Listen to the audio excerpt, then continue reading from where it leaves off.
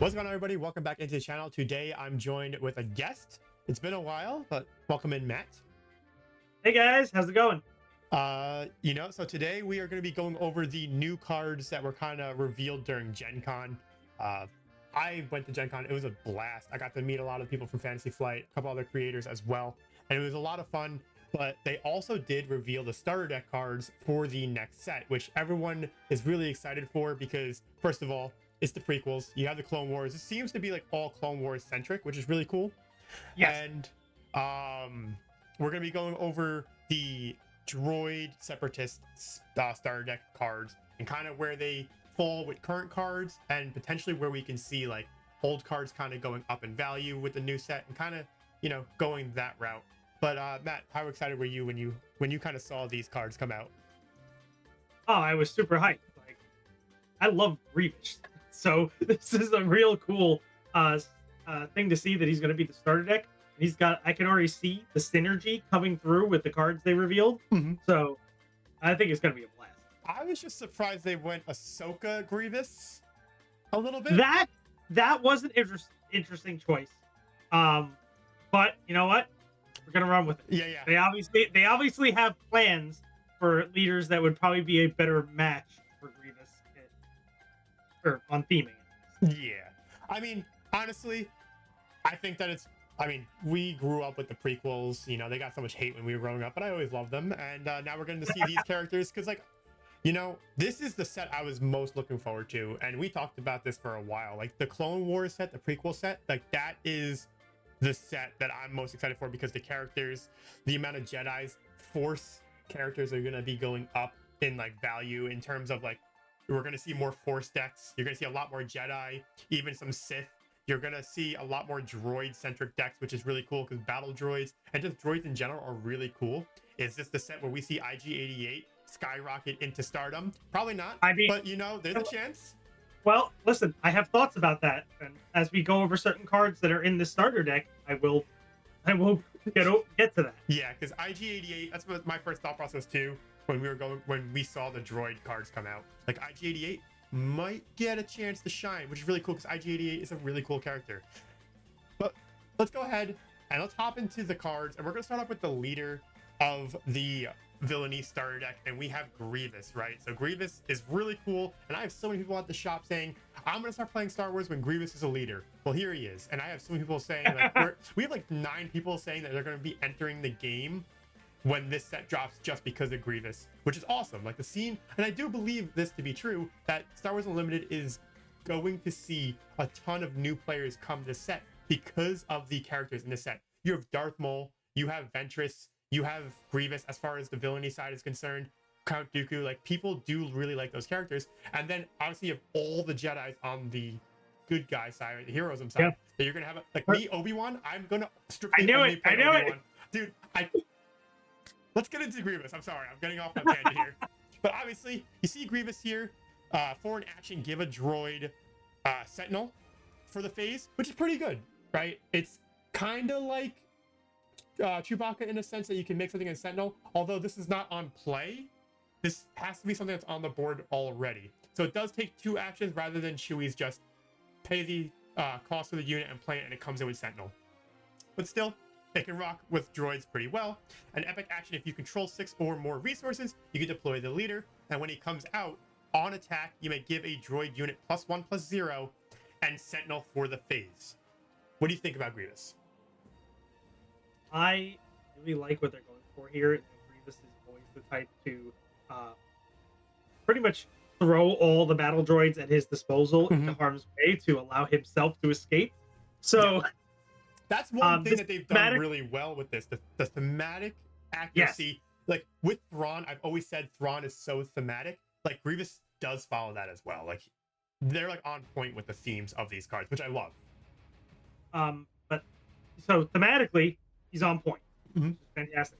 A 6 cost 4/8 on flip is not bad. This is, from set 2, we saw a lot of like the 6 cost leaders were coming out as 4/7. Mm-hmm. So he's already a bit beefier than a lot of these set 2 leaders. What else? I think just giving something Sentinel for the phase is just good. And I think yeah, go ahead. there's other cards we're going to look at from this starter deck specifically that give him a lot of opportunities to use that. So while, yeah, you're right, like Chewbacca can drop a unit and make it a Sentinel all in one action, I don't think he's going to be hurt too much from this because he's got a lot of tools at his disposal to make use of this. Well, also, not only that though, Chewbacca's ability, you have to play something to use it. This is better because you can just give the same droid over and over again Sentinel. That's why this is better. This is what Chewbacca wants to be. All right, Chewbacca wants to be this because Chewbacca also has to be 3 or less cost to become a Sentinel. This is any droid. Like, this is Chewbacca on steroids. Also, it happens on attack as well with him, so even when he's on the field, you can activate his ability and protect your base. And there are going to be droid shifts. I have to only imagine that there are going to be some droid shifts.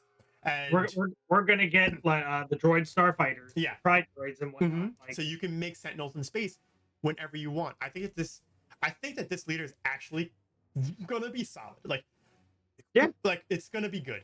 And again, he's just better than Chewbacca. And I love Chewbacca. I mean, that was your go-to deck to start, but one he comes out on 6 and he's a 4/8.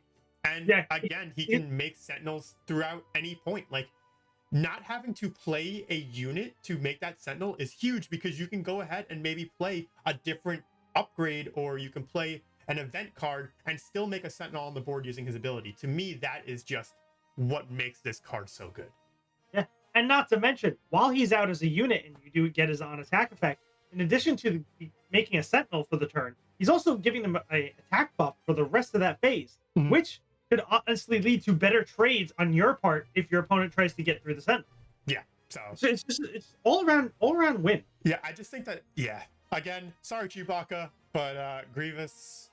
And even compare him to Chewbacca stats. Like, yeah, Chewbacca has grit, which is supposed to go into the fact he's a Sentinel, so you have to hit into him, and then he's gonna be a big fat, Wookiee in your face. Yeah, he's coming out a turn early. He's got only 1 less health and more attack to start. Yeah, he's so good. He's more of a presence, and he's still giving like the Sentinel bonus. Yeah. So Chewbacca is the Sentinel, but he's making other things the Sentinel while he just gets to do whatever he wants. Yeah, and he's just gonna stay on the board. Like, yo, look, I have a Sentinel now. I attack. Oh, look, that guy. You have to attack him to get to me. Get wrecked. Like with set 2, we saw General Riken come out, which had a very similar ability to this. Being able to on play and attack, make something on your side a Sentinel, or if you already have a Sentinel, buff it. Yep. And I personally use that to much annoyance to my opponents because it's really tough to get around when one guy is just making everything on your side a Sentinel. Like, oh, you thought you got through, but nope, that guy's blocking. Now that guy's blocking. It's a good way to also keep your longevity, which is really good. Oh, it's gonna, and then like, again, we're gonna be getting into these next few cards here, and obviously this is just the beginning, right? This is just the beginning of the droids, the battle droids. You're gonna see like other droid cards come out in this set, but still, like, it's so good. But let's go ahead and start talking about some of these droid cards and like how they can help Grievous, or just how this is gonna change the next set, right? So my main thing with set 2 is that a lot of the set 1 leaders and everything like that, like, the meta, it changed. Like, there were some good cards in set 2, but a lot of it stayed the same, right? Like, not many changes to older decks and all that stuff. I think that this set, with just the starter decks being shown, there's going to be complete shifts potentially in these decks because of the mechanics and things that we're going to be seeing in a little bit. But we're going to start off right away with the Separatist Commando. That's the first one we're going to be going over here. And while you control a Separatist unit, this unit gains Raid 2, which is really good, right? You have a 2-drop 2/3 that when you control a Separatist unit, it will be swinging for 4. So it's a really cheap cost, can swing for 4. This goes well with Grievous. He's a Separatist. Count Dooku, who's currently in the game, is a Separatist. Yeah. We saw Asajj Ventress, which Asajj Ventress is crazy because she is exploit, which means she can come out for 0, and so you can play like you can. There's so many combos. I'm gonna go over the Ventress combo in a little bit, but really, like, there are going to be a lot of Separatists as well being added into the game. You're going to probably see new Gunray as a unit and probably be like tap to wine or something like that. But like, honestly, it's just a really cheap and card that can hit for big damage, which we've seen raid units do some work, like Green Squadron A-Wing and a lot of the heroism rebel cards, or just the rebel red cards in general with raid. They can do a lot of work. So yes, this does have an extra requirement. They haven't hit that mark, but still, I do expect this to be pretty solid. Yeah, even though it does have that requirement, which we've seen stuff from like Partisan, Surgeon, and whatnot, this having this in a Separatist deck is not going to be too far-fetched. Yeah. It's a 2-drop, and you're always going to want to run 2-drops because you need those turn 1 plays. So pretty much on the turn that it can even attack, most likely go to play another unit, and it's hitting for 4. Yeah, and also, like, you want to know what's crazy with it? It's a trooper. This might be like the start of maybe you can get some droid trooper decks going on in the future, right? You can get in. There's some already trooper synergy in the past. You might see more now here. I mean, we're only looking at right now with the starter deck cards. These are just starter exclusive cards. We don't know what the other cards that are either from the normal set or from previous sets are going to be put into the starter deck. I would not find it far-fetched if they threw General Taj in this deck. There's so many troopers in this deck, just going off of like some of the the base units. So yeah, I mean, hey, listen, you can see some really good synergy there. But still, I think it's a very solid start to a droid battle droid deck. I think battle droids are really cool, honestly, and I think that I'm gonna probably try to build some battle droids just because I like droids. Droids in general are just really cool to me. But and this is gonna be a real fun archetype. For sure. Now we have, hopping into the next one, we have Battle Droid Escort. Now, this is where things get fun, right? Yes, it is. The 3-drop 1/1, you might be thinking a 1/1 for 3, that sounds terrible. But the key sounds like garbage. The key is in the effect here. When played and when defeated, create a Battle Droid token. And you're going to see here on the screen, a Battle Droid token is a 0-cost 1/1.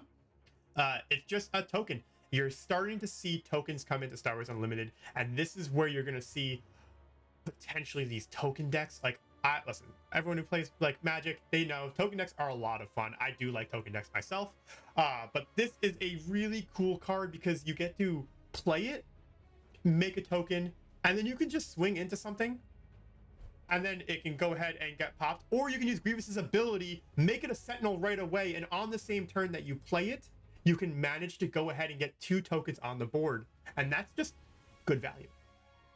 Yeah, and like you said, the tokens themselves all count as Separatist droids and troopers.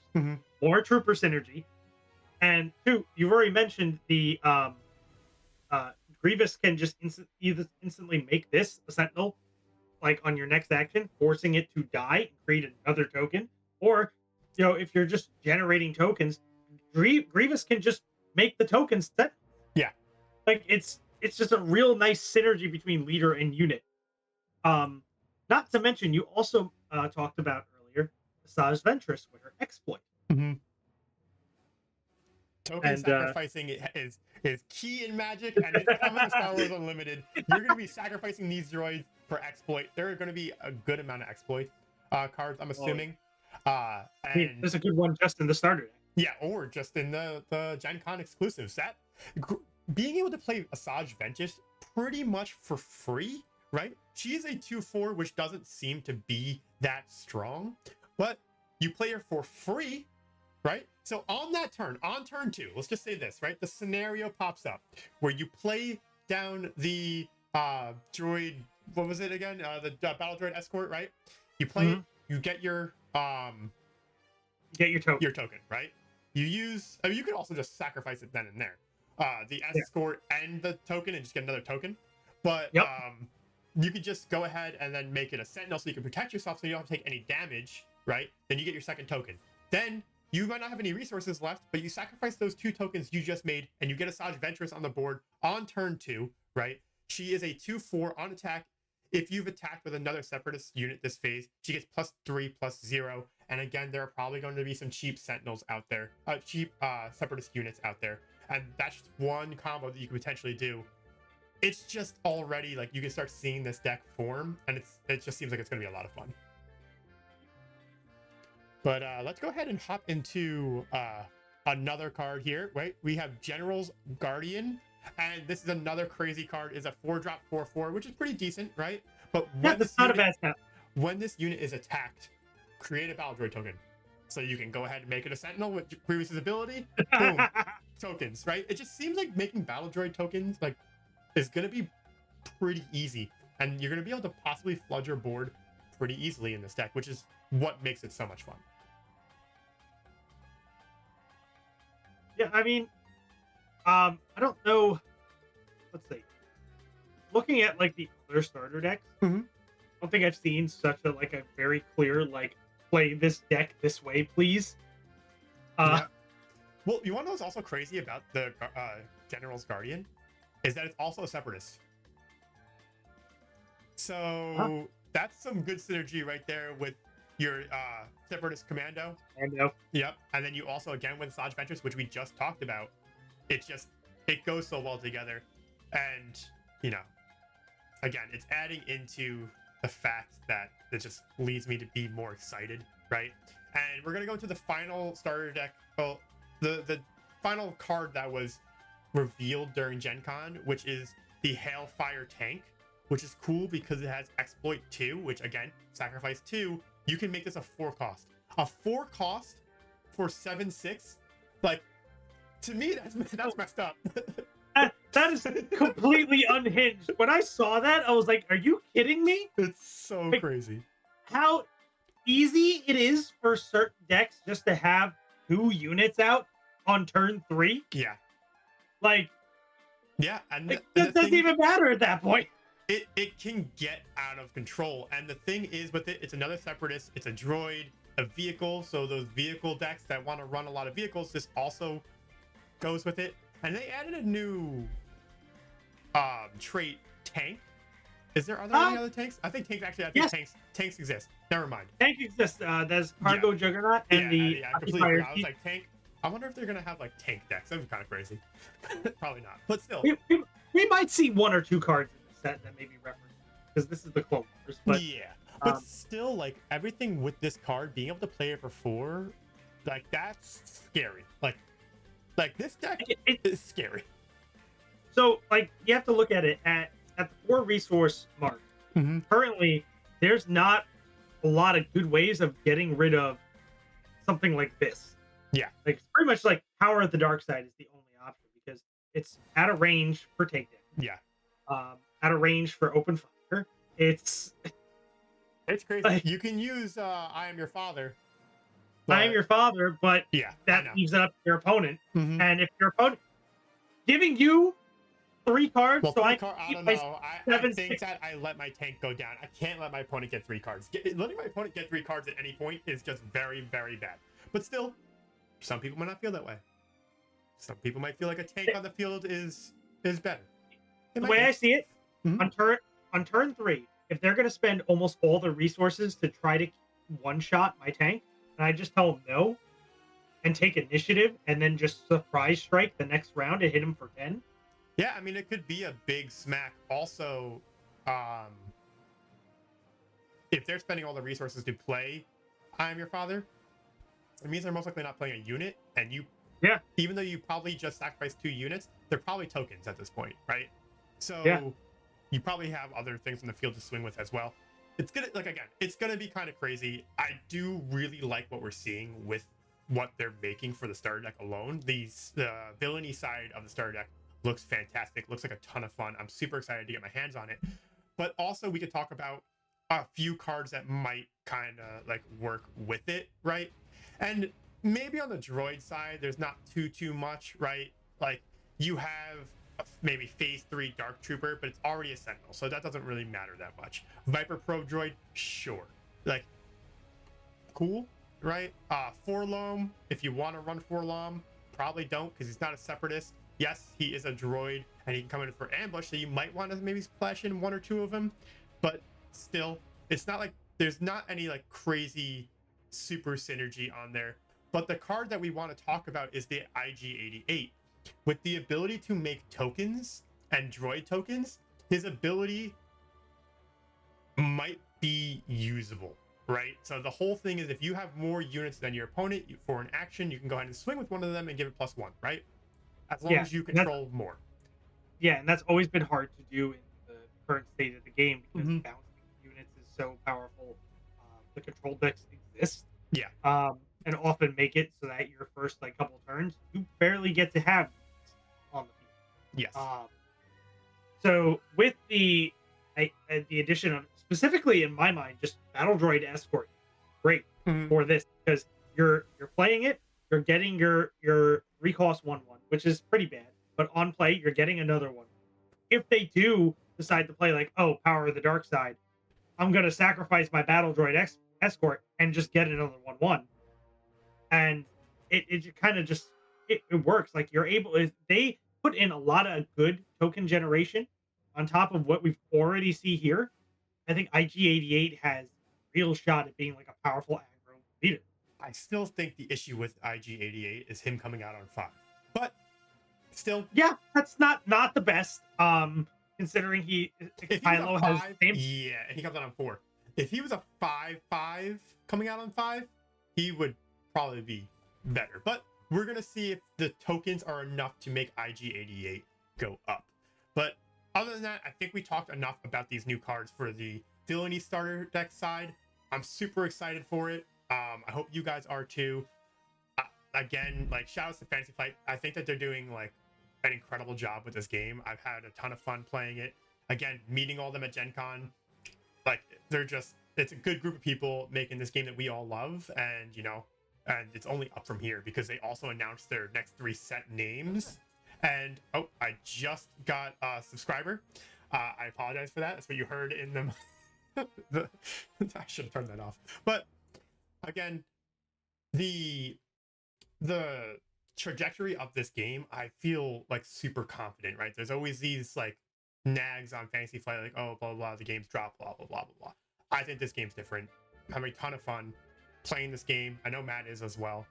All right, guys, I know that we said that we were going to be heading on out of here, but before we do, there's another card that we want to talk about. Fantasy Flight did reveal 3 new cards today while I was going to go over and edit this video. So we wanted to throw this at the end. We're going to be going over one of the 3 new cards before this video ends, and that is Prisoner of War.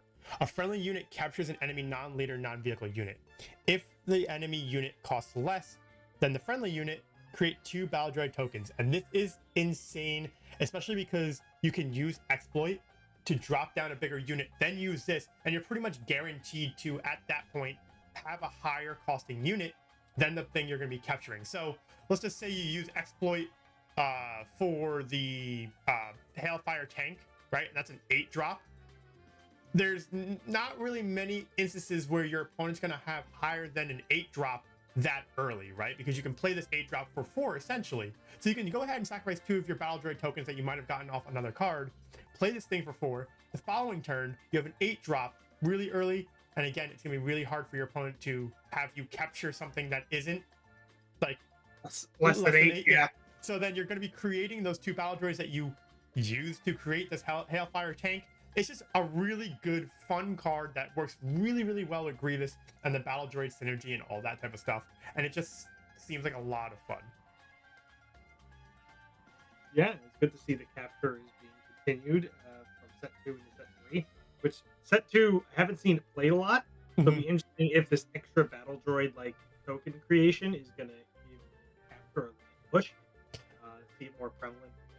I think that it probably would, because it does seem like, I mean, it's crazy that, like, I do think that capture is a good mechanic in the current state of the game, but it's not really used because there are removal that get your units back, and it just essentially just is a 1-for-1. But the fact that this gives you more value on top of capture, I think that's what's going to make these type of cards played more, because I do think that the way that these token decks are going to be run is just build, and just hope that you can use exploit, because we know that the villainy side of things in this set, they're going to be based around exploit, and the heroism side is going to be based around coordinate. Now, in my opinion, I do think that exploit seems a little bit like, it seems pretty powerful, I'm not going to lie. Again, Asajj Ventress for 0, Hailfire tank for 4.